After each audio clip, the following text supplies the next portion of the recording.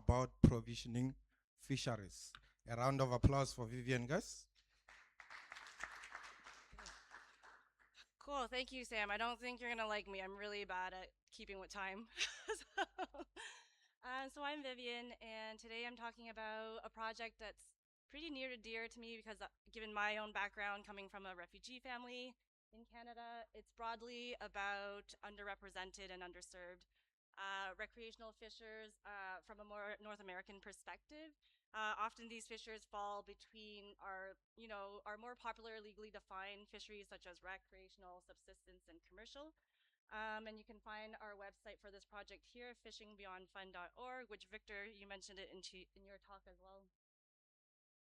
Before I start, I wanted to acknowledge our awesome interdisciplinary team. I'm not going to go through all of it, but it's a very collaborative project driven by really incredible students.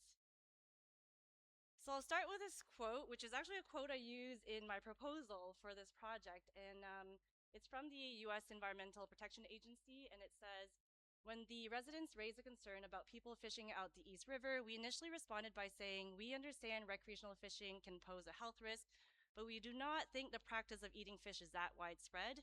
But the residents insisted that fishing was not a recreational activity, but a matter of survival and acted as a staple of some families' diets. To be honest, we were in disbelief and shocked. So this is by Jason Coburn in 2007. And so when we think about recreational fishing, I Googled it. You see, often white male dominated sport fisheries, and we always kind of veer towards the UN FAO definition in 2012, which says that it's fishing that doesn't constitute the individual's primary resource to meet basic nutritional needs and are not generally sold or otherwise traded, etc. So if you think back to the quote, you wouldn't really say that's a recreational fishing if you look at that definition. And with our work, we've uncovered other interesting stories around the Great Lakes that I'll tell you now in the next couple of slides. So here we have Fisher A, who's an immigrant fisher who brings carp to feed a whole apartment building floor. So one of our community leaders said from their observations, Russian fishers, are feeding sometimes a whole floor of an apartment building. So they're in low-income housing in Toronto, they're going around with this carp, they're feeding them old ladies, old couples, and then they're taking it to large families. You have Fisher B, who has a disability and fishing for health and well-being. A Detroit shore angler says, I had a stroke, I can't do a lot of stuff now, but I can go fishing, so it's good therapy. One of our research assistants told us a story. A woman told me a very moving story about her fight against cancer and the importance of fishing to give her a purpose and food on the table. The next story is about with rising food costs, Fisher C catches fish to offset their grocery bills. So another Detroit angler said, when the silver bass, which doesn't have bag limits where we are, was here in May, when we got down to our last groceries, the bass was our dinner, right? That was our dinner for like a week because it was free food. In fact, one of our collaborators, Dan O'Keefe from Michigan Sea Grant, tried to calculate how much he was offsetting for his grocery bills, and he said he was offsetting the bills by $640 just with a few hours of fishing. He also tried to estimate how much does that what's the value of harvest in Michigan, and he mentioned that Michigan anglers are offsetting Michigan anglers fishing under the recreational license harvest fish worth about $40 million in the Great Lakes water alone. And then we have Fisher D, who sort of trades fish for car parts to fix their car. So there's informal economies that are happening, and we heard this in Cleveland. And then lastly, oh no, this is not the last slide, sorry. But I was talking to a bait and tackle shop owner, and he was telling me he heard a story about a Chinese angler super excited in his shop. And then he asked him like, oh, why are you so excited? And the angler was like, oh, I'm so honored. I got chosen by my church this year to fish the white bass so I can bring it back to our church community. So there's lots of that kind of community fishing as well. And then another quote from the same quote I mentioned earlier, Jason Corburn's paper. It's about immigrant anglers who fish because it reminds them of home or some connection. So this is an unknown Caribbean immigrant angler who says, when I fish and I eat them, I remember who I am and where I'm from. So most of these stories were what we've gathered around from diverse urban recreational anglers in the lower Great Lakes, which I've circled there, which is Lake Erie in Ontario at the border of Canada and the US. And these were through, student-driven projects from focus groups with different diverse anglers, through interviews with key informants, such as fisheries managers, conservation officers, bait and tackle shop owners, and then also on-site survey sampling across all of these different urban areas. So is it recreational? Is it subsistence? Is it commercial? There's aspects of all of it, or is it other? So this is what I was talking about, like the fuzzy boundaries between some of these legally defined fishing sectors. There are some regions that have legally recognized these fuzzy boundaries. For example, in the Pacific Islands in the US, they call it non-commercial fishing when you're looking at subsistence and recreational fishing. In Alaska, they use the term personal use fishing.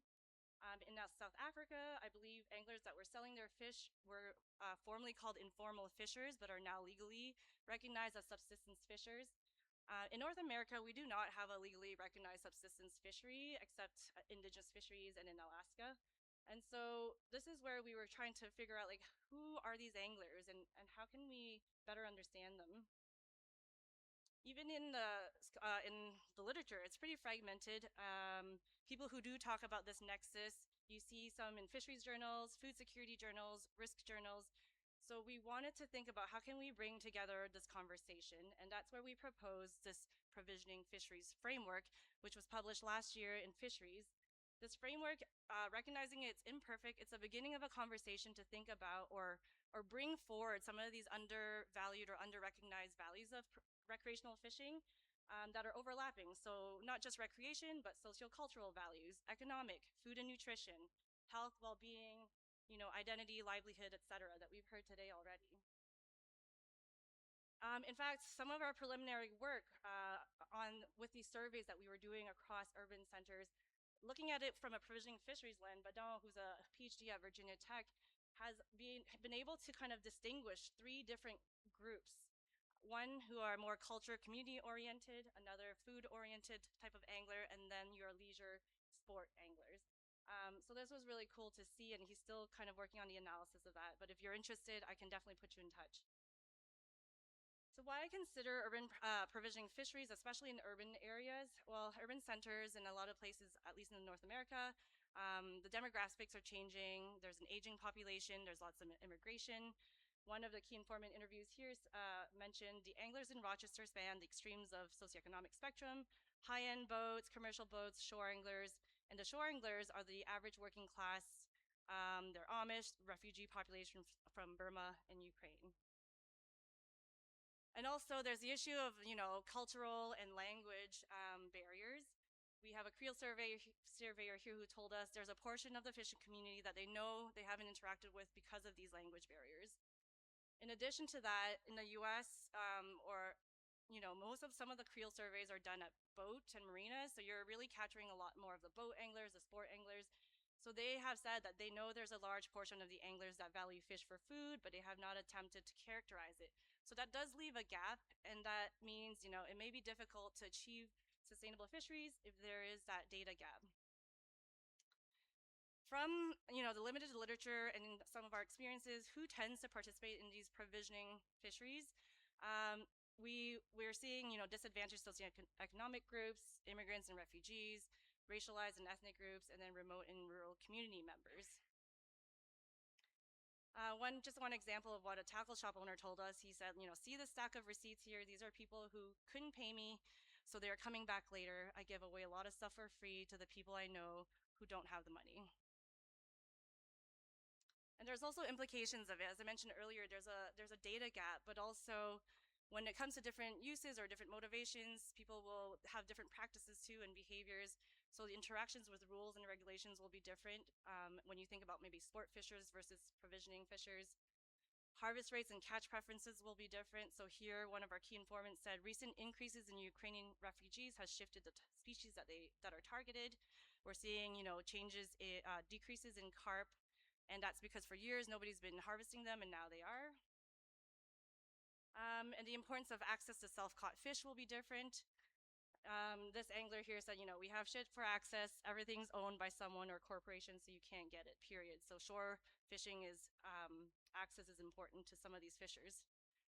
And then lastly, exposures to different risks. When you look at these different groups, for example, consumption risk, conflicts, marginalization, even safety. So one of the anglers in our studies said, my dad taught me to never be alone while fishing because of fear of white folks. So there's a lot of stigma and misperceptions too. And then lastly, there may be mismatches in the way we're managing. So policies that may favor one group or the other, which is always an issue. But one angler said, they got a $500 US fine just because they were in a park after hours fishing. So there's policies that we can look at. So in the end, this is just a start of a conversations about, should we rethink recreational fisheries? Are there fishers and fisheries that do not, have a home? Should they have a home? We've had discussions where maybe this is not something they want. The fluidity and informal status might be something that should be preserved. Should they be viewed and managed differently? And if so, how can this be done well without further marginalizing these fishers? So it's just really a framework to get us thinking about some of these other values that haven't come to the forefront when we think about recreational fisheries. And so I do have a talk. Whoops. Oh no, I don't know where I am now. Extra slides that will kind of further engage with some of those questions.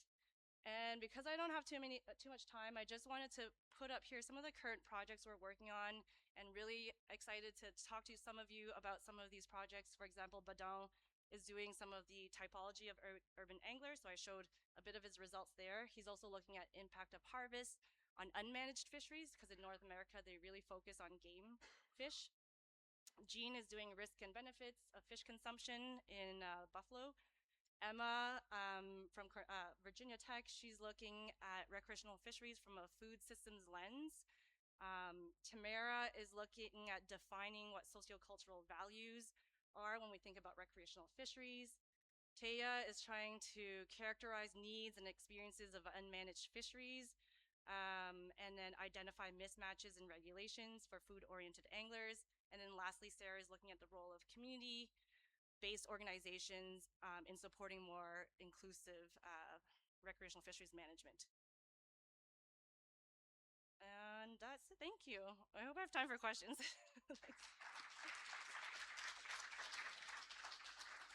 Thank you. Well, you do have time for questions. Yes. Okay, so we're gonna take a couple of questions, comments. Have you had, do you have any feeling for how open agencies are, the regulating agencies, to these discussions? Are they thinking about this? Are they knowing that this is something they need to move forward with? Yes, for sure. And that's my talk this afternoon. But just to give a little teaser, yes, we had a summit with about 35 practitioners and researchers to talk about how can this be brought into agencies and formal management and discussions around that. So they are open, but they just don't really know where to start. And I think Seb, you were saying that too, is to be able to, and I think one of the biggest gap is just they don't know how big this group is, and if it's worth managing for, essentially, because if it's a small group, I mean, we're trying to push that even though they're a small group, you have to, it's for all fishers, that managing fisheries. So just having that data is what they're looking for first, and who they are, who they are, what they're fishing, how many, etc. Yeah. One last question. Awesome talk. Thank you. How does this compare to like urban foraging and urban gleaning? I know that there's lots of, recreational berry harvesting, all that sort of stuff as well. Yeah, that's interesting. I forgot to put Sarah's project up there. She was interested in urban for like wild food provisioning, and she was definitely looking at people doing just fruit picking, mushroom, and also with urban blue spaces for like angling. Urban foraging is less of an entry barrier. She noticed people can just do it, whereas fishing is way more of a barrier because of skill and knowledge. She definitely spoke to just newcomers as well, and it was a barrier for them to enter into fishing because you need that knowledge. You need someone to sort of bring you into that space sometimes, and so that's sort of one thing that was different that we found. Thank you. A round of applause for Vivian, guys. Thank you.